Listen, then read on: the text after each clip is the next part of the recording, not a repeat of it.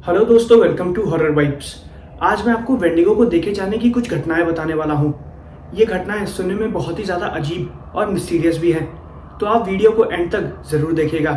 साथ ही मैं आपको ये भी बता दूं कि अगर आप इस चैनल पर नए हैं और आपको हॉरर स्टोरीज और मिस्टीरियस स्टोरीज सुनना पसंद है तो आप हॉरर वाइब्स को सब्सक्राइब कर सकते हैं। और अगर आपके साथ भी ऐसी कोई अजीब सी घटना घटी हो जो आप हमसे शेयर करना चाहते हैं तो आप मुझे मेरे इंस्टाग्राम पे भेज सकते हैं। वीडियो को लाइक और चैनल को सब्सक्राइब करना मत भूलिएगा। और साथ ही आप मुझे कमेंट करके ये भी बताइए कि आपको वीडियो कैसी लगी और मैं अगली वीडियो किस टॉपिक पर बनाऊं। तो ज़्यादा टाइम न लेते हुए वीडियो करते हैं शुरू और खो जाते हैं अंधेरों में। ये पहली घटना घटी है रोमन नाम के एक आदमी के साथ, और अब आगे की घटना मैं आपको रोमन के पॉइंट ऑफ व्यू से बताऊंगा।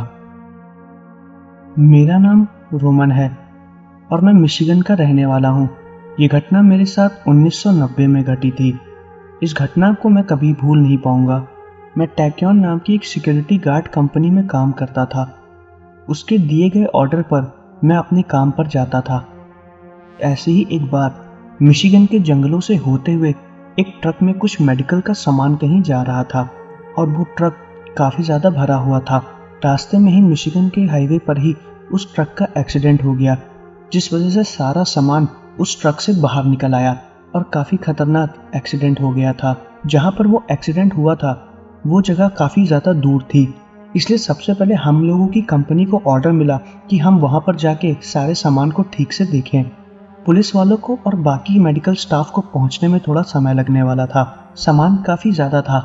एक और नई ट्रक आई और उसमें थोड़ा बहुत सामान अपलोड भी हो गया और वो चला गया। एक ट्रक भर का और सामान बचा हुआ था जिसको दूसरे ट्रक में लोड करना था।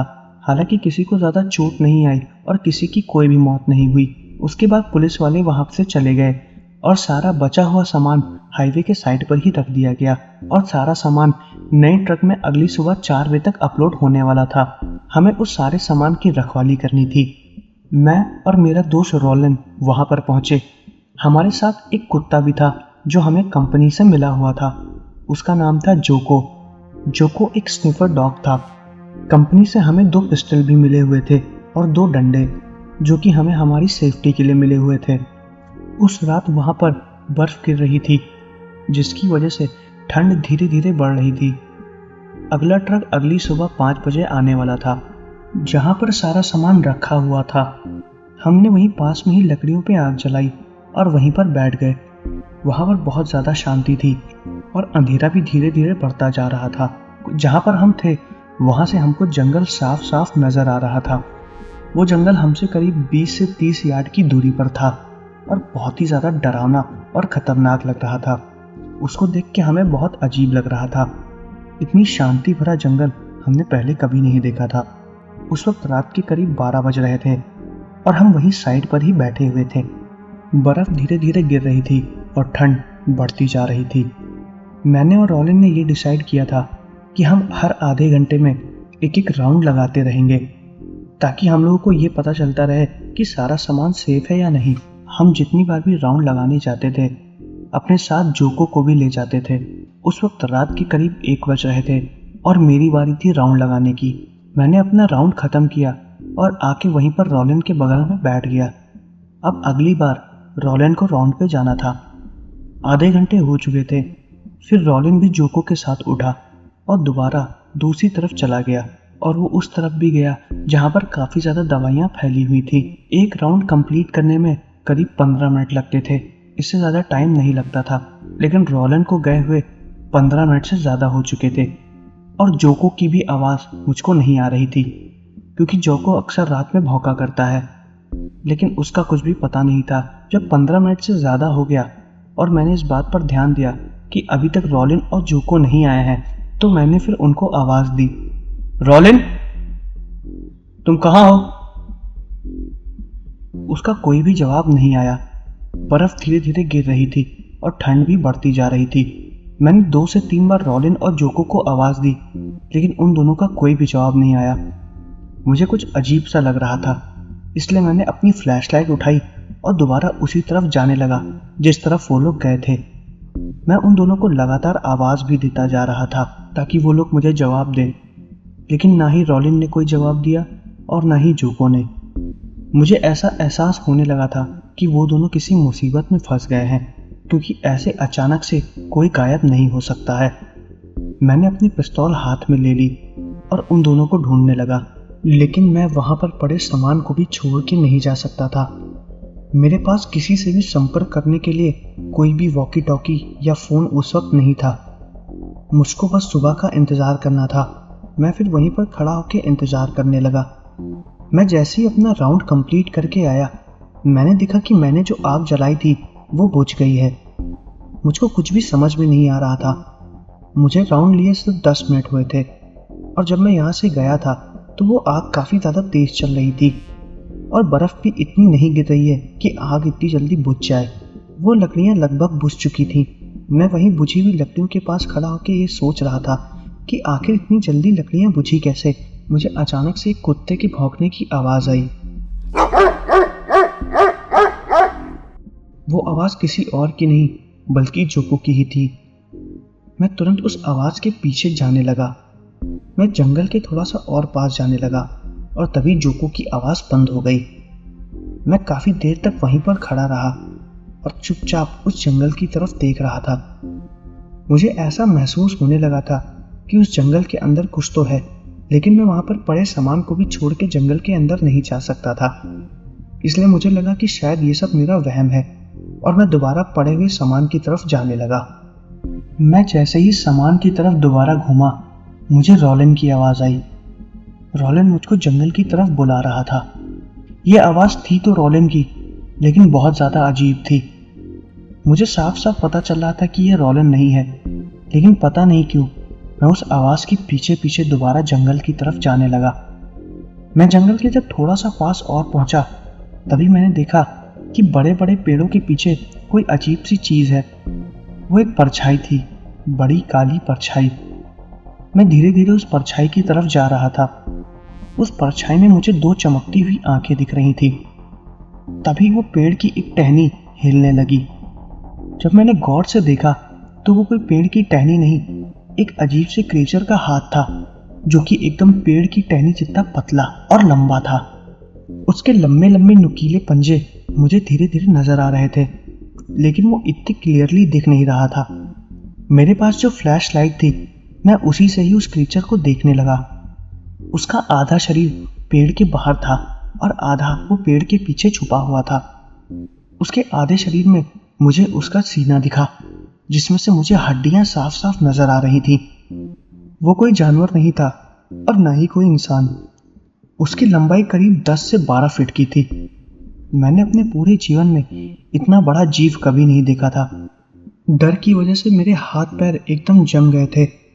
मेरे पास एक पिस्तौल भी थी, जो कि मैं निकाल भी नहीं पा रहा था। ऐसा लग रहा था कि मेरे हाथ पैर काम ही नहीं कर रहे हैं। मैं एकदम मूर्ति बन चुका था, बर्फ की ठंडी मूर्ति।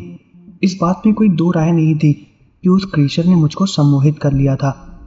वो जंगल से निकल के मेरे सामने खड़ा था और धीरे धीरे मेरी तरफ आ रहा था। जब वो मेरी तरफ आ रहा था तो बहुत ज़्यादा खतरनाक लग रहा था और अजीब सी आवाज़ें निकाल रहा था। मैं काफ़ी ज़्यादा डर गया था। अब मेरे और उसके बीच की दूरी करीब 15 से 20 यार्ड की ही थी। वो जैसे ही मेरे सामने आया और जैसे ही चिल्लाया, मैं एकदम से जैसे होश में आ गया और मैं बहुत ज़्यादा डर गया था। मैं तुरंत पीछे दवाइयों के कंटेनर की तरफ देखने लगा और उसी तरफ भागने लगा। मैं आज से पहले इतनी तेज़ी से कभी नहीं भागा था। मैं भागते हुए जाके लड़खड़ा गया और दवाइयों के बॉक्स पर जाके गिर गया। मैंने देखा कि वो क्रीचर भागते हुए मेरी तरफ ही आ रहा था। मेरी उस दिन जान चली जाती। वो जैसे ही मेरे पास भागते हुए आया, तभी मुझे गोली चलने की आवाज़ आई। वो गोली उस क्रीचर के लगी। जब मैं उस दवाई के ढेर पर पड़ा हुआ था, तभी मैंने उस क्रीचर को देखा। वो मेरे से करीब 10 यार्ड की दूरी पर ही था। वो जीव फिर उस तरफ देखने लगा जिस तरफ से गोली चलने की आवाज़ आई थी। जैसे ही उसका ध्यान मुझ पर से हटा, मैंने भी अपनी पिस्तौल निकाल ली और उसकी तरफ गोली चला दी, जो कि उसके हाथ में लगी। गोली चलाते वक्त मेरे हाथ बहुत ज़्यादा कांप रहे थे। जैसे ही मैंने एक फायर किया, मेरे पीछे से दोबारा गोली चलने की आवाज़ आई और वो गोली फिर से उस क्रीचर को लगी, जिससे वो कुछ मीटर पीछे हट गया। मैंने जब पीछे मुड़ के देखा तो मैंने देखा कि वो गोली रॉलिन ने चलाई थी। मैं उसको देख के एकदम हैरान हो गया था और मुझ में थोड़ी हिम्मत भी आ गई थी। फिर मैंने उस क्रीचर के ऊपर 2-3 गोलियां और चलाई और रॉलिन ने भी वही किया। गोली चलाने की वजह से जोको छुप गया था। वो काफ़ी ज़्यादा डर गया था और हमें दिखाई भी नहीं दे रहा था। हमारे हिसाब से हमने उस क्रीचर को करीब 15 गोलियां मारी थी, जिसकी वजह से वो क्रीचर काफ़ी घायल भी हुआ और अजीब से आवाज़ निकालते हुए वो क्रीचर जंगल के अंदर भागते हुए चला गया। मुझे थोड़ी चोट भी लग गई थी। जैसे ही वो क्रीचर अंदर भागते हुए गया, रॉलिन भागते हुए मेरे पास आया और मुझको उठाया। उसी वक्त जोको भी भागते हुए हमारे पास आया और भौंकने लगा। वो काफ़ी ज़्यादा डरा हुआ था। जब मैं और रॉलिन एक दूसरे को देख रहे थे तो कुछ देर तक हम होश ही नहीं संभाल पाए। हमको कुछ भी समझ में नहीं आ रहा था कि हमारे साथ क्या हुआ और हमने क्या देखा। मैंने रॉलिन से पूछा कि तुम कहाँ गायब हो गए थे, तो उसने बताया कि जब वो और जोको राउंड ले रहे थे तो उसको जंगलों के अंदर से किसी की आवाज़ आई। उन दोनों को लगा कि शायद यहाँ पर कोई चोर है जो शायद यहाँ पे पड़ी हुई चीज़ों को चुराने की कोशिश करे। तो हम दोनों जंगल के अंदर उसको ढूंढने के लिए चले गए थे। हम करीब वहाँ पर 20 मिनट रहे और हमने उसको बहुत ढूंढा, लेकिन वहाँ पर कोई भी नहीं मिला। हमें लगा कि शायद वो हमारा वहम था और हम वापस आए। वापस आते ही हमने देखा कि तुम दवाई के कंटेनर्स पे पड़े हुए हो और तुम्हारे सामने एक बहुत बड़ा सा क्रीचर है। उसको देखते ही मैंने फायरिंग करना चालू कर दिया। ये सारी बात रॉलिन ने मुझको बताई। अगर उस दिन रॉलिन ना होता तो शायद मैं ना बचता। उसके बाद हम वहाँ पर ही बैठे रहे और उस वक्त रात के करीब 3:30 बज रहे थे। कुछ देर बाद सुबह होने वाली थी। सूरज निकलने के कुछ देर बाद ही वहाँ पर 2-3 ट्रक्स पुलिस वालों के साथ आईं। हमारी हालत बहुत ज़्यादा ख़राब थी। हमने पुलिस वालों को सारी बातें बताई और फिर पुलिस वालों ने तुरंत हमें हमारी कंपनी में जाने के लिए बोला। जब हम हमारी कंपनी में गए तो हमने उनको सारी बातें बताई और ये भी बताया कि हमने अपनी गोलियां कहाँ खर्च की और क्यों चलाई। हमारी बात पे किसी को उतना विश्वास नहीं हो रहा था, लेकिन सारा सामान सेफ था, इसलिए कंपनी ने सारी बातों को दबा दिया। मैं और रॉलिन कभी भी उस घटना को भूल नहीं पाएंगे। ये घटना हम दोनों के जीवन की सबसे खतरनाक घटना थी। वो क्रीचर कौन था उसके बारे में हमें बाद में पता चला कि वो एक वेंडिगो था। मेरे दोस्त की वजह से मेरी जान बच गई और शायद वो क्रीचर अभी भी उस जंगल में हो। ये थी पहली घटना।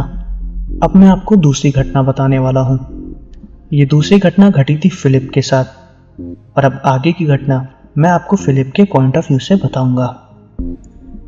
मेरा नाम फिलिप है और मेरा घर यूनाइटेड स्टेट के एक कस्बे में पड़ता है। मैं वहाँ पर ज़्यादा नहीं रहता था। ज़्यादातर मैं अपनी दादी के पास रहता था क्योंकि वो अकेले रहती थी। मुझे पापा ने उन्हीं के पास भेज दिया था। वहाँ पर मेरी एजुकेशन और भी अच्छे से हो रही थी। पापा और मम्मी अक्सर काम में बिजी रहते थे और दादी अकेली थी। दादी ने उनसे बोला कि वो मेरा ख्याल रख लेंगी, इसलिए मैं दादी के पास ही रहने के लिए चला गया। मैं काफ़ी दिनों बाद अपने घर आया हुआ था। मैं अपने घर में अकेला ही था। मम्मी पापा हर बार की तरह अपने काम से बाहर गए हुए थे। वहाँ पर मेरे ज़्यादा दोस्त नहीं थे और वहाँ पर लोग काफ़ी कम बाहर निकलते थे। वो पूरा कस्बा काफ़ी शांत था। दिन में भी वहाँ पे कुछ ही लोग दिखते थे। जब ठंड पड़ती थी और बर्फ़ ज़्यादा गिरती थी तो वहाँ पर कोई भी जल्दी दिखाई नहीं देता था। ऐसे ही इस बार जब मैं आया हुआ था तो रात के करीब 8 बज रहे थे।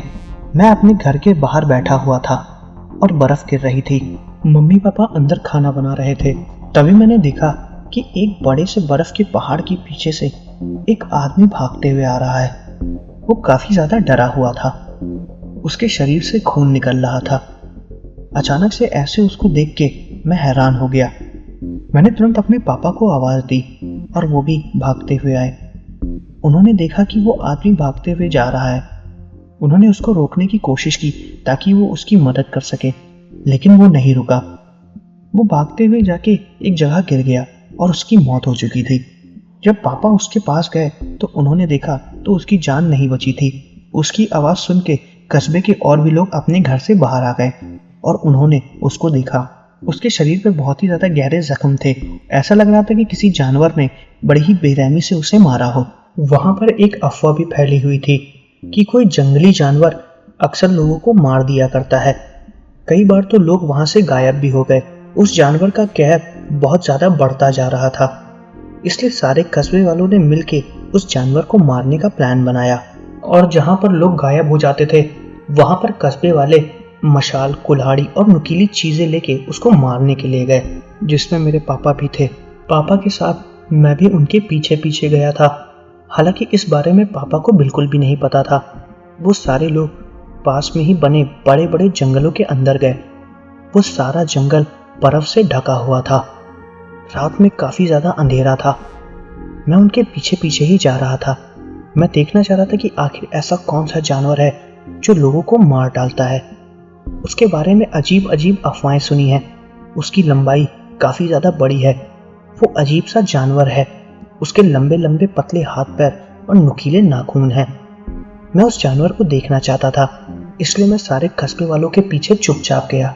वो लोग उस जंगल के अंदर चले गए और मैं भी उनके पीछे गया।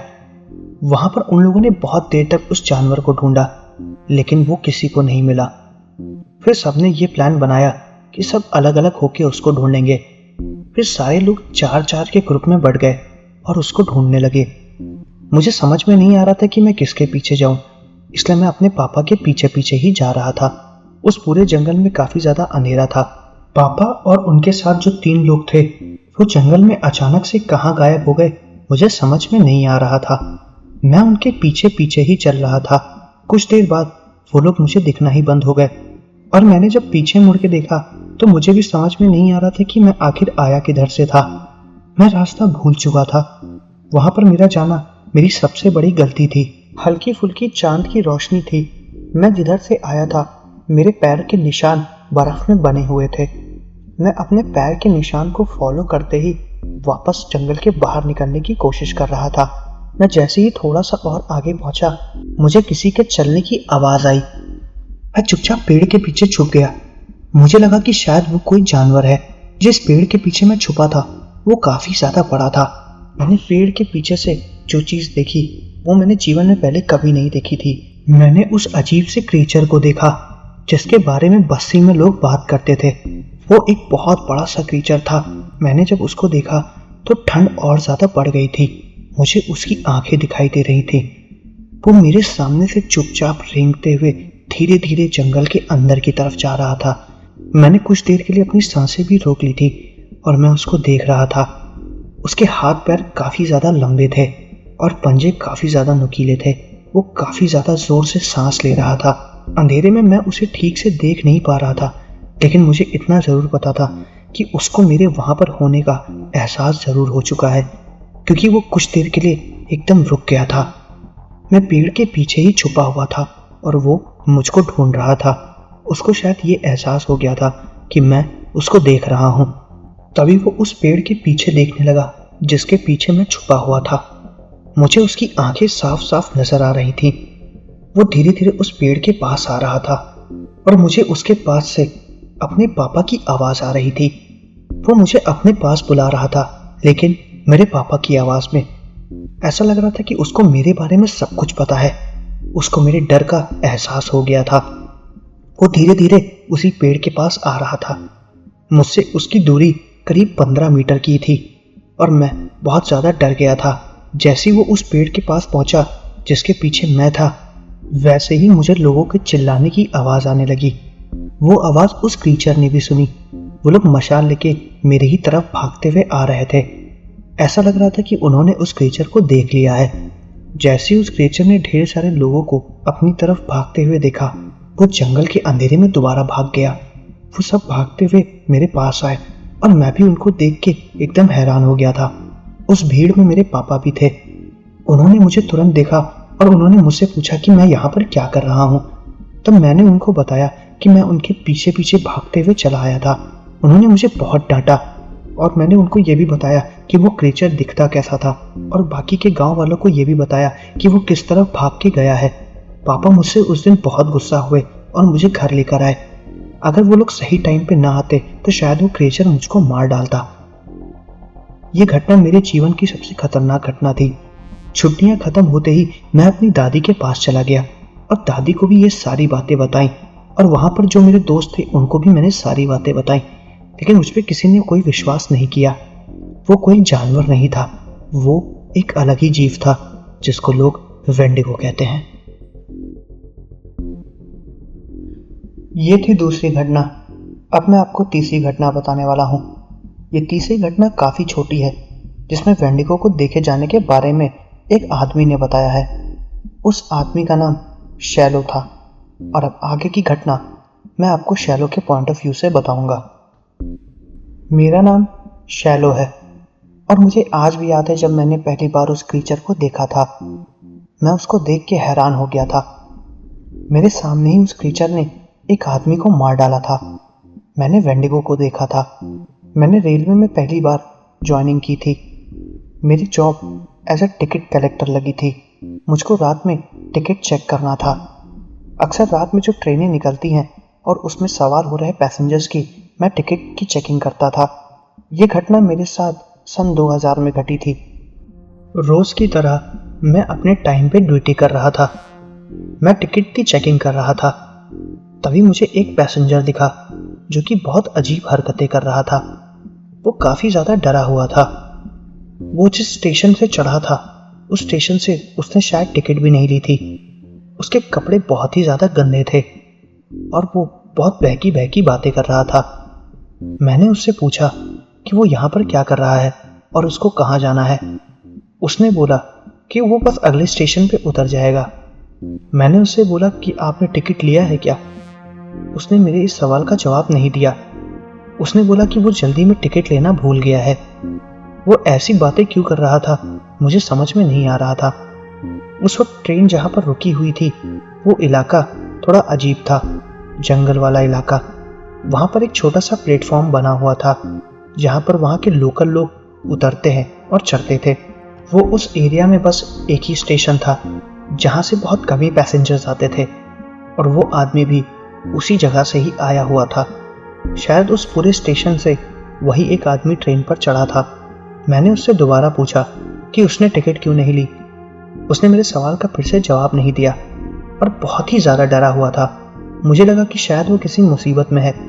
मैंने उससे बोला कि आप बिना टिकट के ट्रेन में ट्रैवल नहीं कर सकते हो और उसे नीचे उतरने के लिए बोला। उस वक्त उस ट्रेन में भी ज़्यादा पैसेंजर नहीं थे। जिस स्टेशन पे हम इस वक्त खड़े थे उसके बाद से सिटी एरिया चालू होता था जहाँ से पैसेंजर्स बैठना चालू होते थे। मैंने उस आदमी से फ़ौरन नीचे उतरने के लिए बोला। उसने मुझसे बार बार रिक्वेस्ट की कि मैं उसे नीचे उतरने के लिए ना बोलूं। ट्रेन बस चलने ही वाली थी और मैंने उसको प्लेटफॉर्म के दूसरे साइड उतार दिया और मैंने उससे ये भी बोला कि वो जल्द से जल्द यहाँ से चला जाए वरना मैं स्टेशन के पुलिस वालों को बुला के उसकी कंप्लेन कर दूंगा। वो तुरंत नीचे उतरा और ट्रेन चलने लगी। जब ट्रेन चली तो मैंने उसको ट्रेन के अंदर से देखा। वो खिड़की के बाहर ही खड़ा था और ट्रेन के दरवाजे को पकड़ने की कोशिश कर रहा था। और तभी मैंने देखा कि जंगल से भागते हुए एक अजीब सा क्रीचर आया और मेरे सामने ही उस आदमी को पकड़ के जंगल के अंदर ले गया। वो आदमी बहुत ज्यादा डरा हुआ था। उसने भी उस क्रीचर को देखा और वो क्रीचर मेरे सामने उस आदमी को लेके चला गया। ये पूरा हादसा 5 सेकंड में ही हो गया। शायद मेरे अलावा किसी ने भी उस आदमी को और उस क्रीचर को नहीं देखा था। मैं किसी को चाह के भी बता नहीं सकता था। वो क्रीचर काफी ज्यादा लंबा था। वो अपने दोनों हाथों और दोनों पैरों पर जमीन पर खूब तेजी से भाग रहा था। वो काफी ज्यादा स्पीड में था। वो उस आदमी को मेरे पलक झपकते ही जंगल के अंदर लेके चला गया और मैं कुछ भी नहीं कर पाया। वो कौन था उसके बारे में मुझे कुछ भी नहीं पता। अगले स्टेशन पर पहुंचते ही मैंने सारी इन्फॉर्मेशन वहां के ऑफिसर्स को दी और फिर जिस स्टेशन के पास ये घटना घटी थी वहां के ऑफिसर ने सारी जगह की छानबीन की, लेकिन उनको ऐसा कुछ भी नहीं मिला, ना ही वो क्रीचर और ना ही उस आदमी के बारे में कोई भी जानकारी। ये अजीब सी घटना मेरे साथ ही घटी थी। इसके बारे में मेरे पास कोई सबूत भी नहीं था जो मैं किसी को भी बता सकूं। वो क्रीचर आखिर कौन था ये तो मुझे नहीं पता, लेकिन वो हूबहू वेंडिगो जैसा ही दिख रहा था। तो ये थी कुछ घटनाएं। मैं आशा करता हूँ कि आपको वीडियो पसंद आई होगी। अगर आपको वीडियो पसंद आई है तो चैनल को सब्सक्राइब करना मत भूलिएगा। मिलते हैं अगले वीडियो में।